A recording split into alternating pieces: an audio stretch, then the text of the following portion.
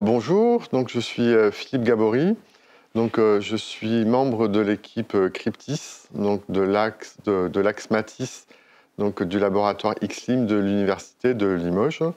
Je suis aussi responsable du master Cryptis pour la partie informatique. J'ai fait une thèse à Bordeaux donc à la fin des années 90, puis j'ai passé 2 ans donc, en postdoc à Chicago.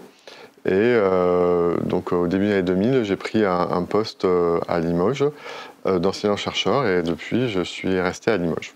À l'origine, je travaille donc sur les codes correcteurs d'erreurs. Donc c'est un domaine que j'avais choisi parce que depuis que je suis petit, en fait, ce qui m'intéresse, c'est j'aime bien faire des choses théoriques qui s'appliquent. Et les codes correcteurs d'erreurs, donc c'est ce qui sert quand on envoie de l'information sur un canal à modifier des erreurs qu'il aurait pu avoir. Donc par exemple la télé, les satellites, la radio, toutes ces choses-là. Et ce que j'ai toujours aimé dans ce domaine, c'est que c'est quelque chose qui est à la fois théorique et qui en même temps a des applications. Donc j'ai toujours été attiré par ces choses qui étaient théoriques, qui s'appliquaient. Et voilà, donc j'ai commencé par les codes correcteurs d'erreurs, donc j'en ai fait à peu près une dizaine d'années. Puis à un moment donné, j'ai eu l'impression d'avoir dit ce que j'avais à dire sur le sujet. Et j'ai fonctionné un peu par capillarité, à partir de ce que je connaissais, aller vers d'autres sujets. Comme je m'intéressais aussi à la cryptographie depuis quelques années avant, et puis on avait des collègues à Paris qui travaillaient bien sur le sujet, donc je me suis dit, bon, mais petit à petit, j'ai décidé d'évoluer vers la cryptographie, et plus particulièrement la cryptographie donc, à base de correcteurs d'erreurs, sur laquelle je travaille depuis entre 15 et 20 ans, on peut dire, ça c'est venu petit à petit. Donc c'est un sujet qui, donc plus précisément, il s'agit de ce qu'on appelle de la cryptographie post-quantique. Parce qu'il faut bien voir que la cryptographie, c'est au cœur de la recherche, c'est au cœur de la sécurité actuellement. Donc moi, j'aime bien utiliser la métaphore de la maison. L'idée, c'est que vous voulez rentrer dans une maison, et donc ça, c'est la sécurité en général, mais dans une maison, il va y avoir la porte. Donc la porte blindée, ça va être la cryptographie. On garantit que la porte elle est blindée.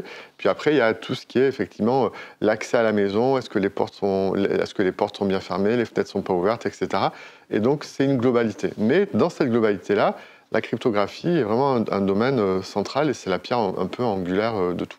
Il se trouve que cette cryptographie qui est présente partout, qu'on retrouve partout, dans les cartes à puce, dans le commerce électronique, depuis une quarantaine d'années, il y a des algorithmes qui existent, le fameux algorithme RSA, donc plus récemment, c'est des choses à base de courbes elliptiques, des choses comme ça.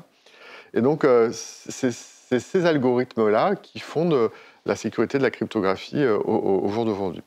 Il se trouve qu'en 1994, il y a quelqu'un qui s'appelle Peter Shor qui a proposé un algorithme qu'on appelle un algorithme quantique, qui est un algorithme qui, si on était capable d'avoir un ordinateur quantique suffisamment puissant, donc puissant en termes de nombre de qubits, serait capable de casser toute la cryptographie actuelle. C'est-à-dire que toutes les choses sur lesquelles on s'appuie actuellement, tout d'un coup deviendraient faciles à casser, donc on ne pourrait plus s'appuyer dessus, donc ça fait s'effondrer beaucoup de choses sur lesquelles on s'appuie pour la sécurité. On va dire en gros, pour schématiser un peu, donc au lieu d'avoir des 0 et des 1 comme l'informatique classique, on va avoir ce qu'on appelle des qubits, c'est-à-dire qu'on va avoir un état 0 et un état 1. Et quand on a plusieurs qubits, on peut peut-être arriver à les faire travailler entre eux.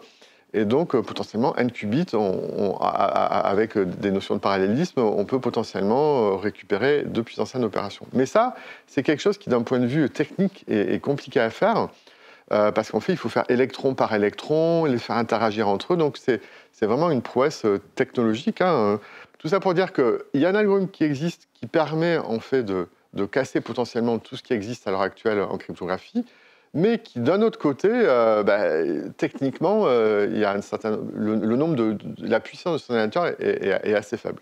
Donc, pour donner quelques chiffres, donc à la fin des années 90, au début des années 2000, on savait factoriser 21 avec ces chiffres-là, et on avait des ordinateurs avec 10-12 qubits. Alors pendant des années, ça a été ça. Donc quand on parle d'ordinateur quantique, en fait, les gens disaient oui, c'est vrai qu'il y a l'algo de Shor, mais concrètement, l'ordinateur quantique, ça se trouve, il n'existera jamais. Et donc, du coup, on continue comme on fait habituellement. Mais il se trouve qu'à partir des années 2010, les grands groupes américains comme Google, comme IBM, comme Intel se sont mis à travailler sur ces objets-là parce que parmi les avantages du quantique, il y a le fait de casser effectivement toutes les algos de cryptographie classiques, mais il y a aussi le fait de pouvoir utiliser ce qu'on appelle l'algorithme de Grover, qui permet de faire des calculs donc, sur le big data de manière plus efficace. Et donc, ils ont vu un genre d'intérêt, et tout d'un coup, beaucoup d'argent a été mis sur ces sujets, plus un contexte géopolitique, bien sûr, avec la Chine. Ce qui a amené, en fait, la NSA, en 2015, à publier un communiqué dans lequel ils ont expliqué que ce serait bien que, dorénavant, l'administration américaine passe au post-quantique. Donc le post-quantique, c'est quoi? Ce sont les algorithmes, donc, on dit post-quantique, mais on devrait dire qui sont résistants au quantique. C'est-à-dire que c'est des algorithmes qui ne sont pas du tout quantiques, mais qui, par contre, il ne faut pas confondre avec la cryptographie quantique, qui est quelque chose de séparé. Donc ce sont des algorithmes qui, en fait, si un ordinateur, ils vont être capables d'avoir l'impact d'un ordinateur, mais il ne va pas se passer ce qui se passe avec les autres algorithmes, à savoir que tout va être cassé en temps polynomial, mais il va y avoir une attaque, mais qui sera de l'ordre de racine carrée, ce qui fait que c'est une attaque qu'on peut arriver à gérer pratiquement. Il y a un certain nombre de problèmes qui, en fait, en pratique, menaient à des systèmes qui étaient un peu, avec des tailles de clés un petit peu plus grosses, mais qui, du coup, deviennent un peu les seules protections qu'on a face à cet ordinateur quantique. Et donc, c'est sur ces thématiques-là que je travaille. Alors, plus précisément, donc, il y a quelques domaines. Donc, moi, j'ai parlé. Donc, moi, je suis surtout sur les codes correcteurs d'erreurs, et qui permettent, en fait, de créer des systèmes cryptographiques résistants à cet ordinateur quantique. L'évolution, la crypto, elle est partout, donc faire l'évolution des systèmes, c'est quand même quelque chose qui peut prendre du temps, hein. Déjà, dans les années 80, le fait de passer à la cryptographie classique, ça avait été toute une étape. Ensuite, on a eu la transition vers tout ce qui est courbe elliptique dans les années 2000. Donc, c'est vraiment des choses qui prennent du temps, donc c'est important de s'y mettre un peu en avance.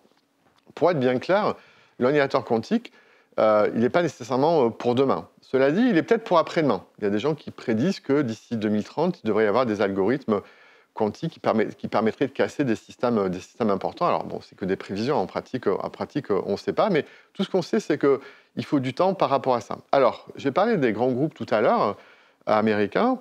Et effectivement, ça a eu un vrai effet, puisque j'ai dit qu'au milieu des années 2000, on était vers une dizaine de qubits. Et depuis là, quelques années, donc on assiste un peu à une course-poursuite entre ces grands groupes. Et là, par exemple, IBM a annoncé un ordinateur quantique. Alors, il y a 2 ans, c'était 120 qubits.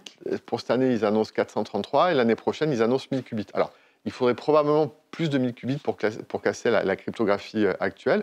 Mais bon, voilà les enjeux qui existent par rapport à ça. Donc, un concours a été lancé par le NIST en 2017, dans lequel il y a eu 62 soumissions. Donc, nous, on en avait proposé 8 soumissions. Alors, suite au fait que plusieurs soumissions ont été émergées, donc il y a des premiers candidats qui sont sortis, donc basés sur les réseaux. Et là, il y a le concours continu pour un tour 4, dans lequel il reste 3 schémas basés sur les codes. Et sur ces 3 schémas, XLIM est impliqué dans 2 des schémas et même coordinateur pour un des schémas. On attend les réponses, on attend les résultats de ce concours pour l'été prochain, a priori. Donc actuellement, on est à un stade où c'est plutôt les grands groupes qui essaient de travailler là-dessus en amont, mais dans les années qui arrivent, ça va vraiment toucher tout le monde. Là les premiers candidats là, qui ont été standardisés, on attend des écritures de standards officiels d'ici 1 ou 2 ans, et les codes, ce sera probablement avec un an de décalage, quoi. Voilà. Mais ça va vraiment toucher tout le monde, quoi. Voilà. Donc nous, concrètement, qu'est-ce qu'on essaie de faire? On réfléchit actuellement pour essayer de monter une entreprise, justement, qui pourrait aider à développer le passage au post-quantique. Donc ça, c'est ce qu'on essaie de faire avec des gens à l'Université de Bordeaux. Parce qu'il va y avoir un vrai besoin par rapport à ça. Alors bien sûr, les grands groupes américains sont positionnés sur proposer des choses aux entreprises françaises, mais la cryptographie a ceci d'un peu particulier, c'est qu'il y a vraiment une notion de souveraineté. Donc on aime bien, par rapport à ces choses-là, qui est vraiment au cœur de tout, garder un genre de souveraineté. Voilà. Et aussi, on a aussi d'autres projets avec l'industriel. Notamment, il y a aussi quelque chose qui s'est développé qui peut vraiment intéresser les industriels. Ça fait partie des grandes applications industrielles. C'est qu'à partir du moment où on a changement, ça signifie opportunité. Mais donc, il faut un peu tout mettre à jour. Donc, notamment, sur tout ce qui est carte à puce, il y a le fait d'avoir des algorithmes, mais il y a toute une partie ingénierie qui consiste à dire, je programme les algorithmes, mais ensuite, il faut qu'ils soient résistants aux attaques. Par exemple, un algorithme sur une carte à puce, ben, on peut faire des attaques, ce qu'on appelle des attaques par canaux cachés. Et donc, quand il y a des nouveaux... Alors, ces algos, quand on travaille sur des algos qui ont 20 ans, ben, on a pris le temps de bien peaufiner. Là, on est en train de tout changer. Donc, du coup, ça veut dire ben, développer des nouveaux algos, de protection sur les cartes à puce, etc. Et par exemple, on est en contact avec plein d'entreprises dans lesquelles c'est vraiment des choses où ils recherchent des étudiants et il y a une vraie demande sur le sujet. Alors, concrètement, comment est-ce qu'on travaille avec les entreprises ? Sous forme naturelle. Alors, il peut y avoir des tests CIFRE. Donc, on a la chance d'avoir un master ici qui fonctionne bien. Donc, on a naturellement beaucoup d'interactions avec les entreprises. Donc, on a aussi des tests CIFRE. Par exemple, dans le cadre des compétitions ONIST, dans les candidats qu'il y avait, moi, j'avais contacté l'entreprise Worldline. Donc, on est allé avec des entreprises. Donc, l'entreprise Worldline. Après, on avait fait des choses plus larges avec Google, Intel, etc. Mais à la base, moi, j'avais insisté pour qu'on travaille avec une entreprise française. Donc, ce qui s'était fait, avec lesquels on a déjà un historique, ça fait plusieurs années qu'on travaillait ensemble. Moi, personnellement, j'aime bien le fait de travailler dans la durée avec des partenaires industriels. Là, par exemple, on travaille avec le CA. Alors, souvent, ça commence par un stage. Après, il peut y avoir une thèse CIFRE. Et après, on commence à candidater sur des projets ensemble et donc construire les relations petit à petit dans la durée. Moi, c'est toujours ce qui me semble le plus important. Donc, on a un certain nombre d'entreprises avec lesquelles on travaille à tous les niveaux. Donc ça, c'est des choses qui nous intéressent et qui sont toujours possibles, bien sûr. Il faut savoir aussi qu'il y a quelque chose de très important. Il y a une initiative en région qui s'appelle NACIDIS, qui a été soutenue donc, par Alain Rousset avec des financements de plusieurs millions d'euros, donc qui vise à développer donc, tout ce qui est l'activité quantique donc, en Nouvelle-Aquitaine, et donc, en particulier donc, tout ce qui est l'activité post-quantique, puisque c'est des réponses à ordinateur quantique. Donc il y a 3 piliers, donc il y a 2 piliers en physique, il y a un pilier aussi sur les communications quantiques dont je suis responsable. Et tout ce pilier-là donc, contient donc, tout ce qui est les travaux qu'on fait sur la cryptographie post-quantique, mais aussi on travaille aussi sur les codes correcteurs quantiques qui sont aussi importants pour rendre viable un ordinateur quantique. Mais donc cette initiative vise en fait à développer, à favoriser les liens entre tous les chercheurs et les entreprises. Et donc c'est quand même quelque chose de très important avec des moyens qui sont mis à disposition, donc c'est vraiment quelque chose d'intéressant. Un autre point aussi qui est intéressant à dire, c'est que via NACIDIS, on est en train pour aider les entreprises aussi, pour répondre concrètement à des besoins que peuvent avoir des entreprises, donc de développer aussi une formation continue. Donc on ne sait pas exactement quand est-ce que ça ouvrira, mais d'ici 1 an ou 2, on espère pouvoir monter une formation de cybersécurité, aussi de cryptographie post-quantique avec diplômante, de telle sorte que les entreprises qui voudraient donc former des gens pourraient les envoyer se faire former dans ces formations qu'à court ou moyen terme, on est en train d'essayer de monter. Pour retenir, moi je dirais qu'actuellement, la cryptographie, il y a du changement, et qui dit changement dit opportunité. Donc après, nous on est là pour éventuellement discuter avec les gens, quoi.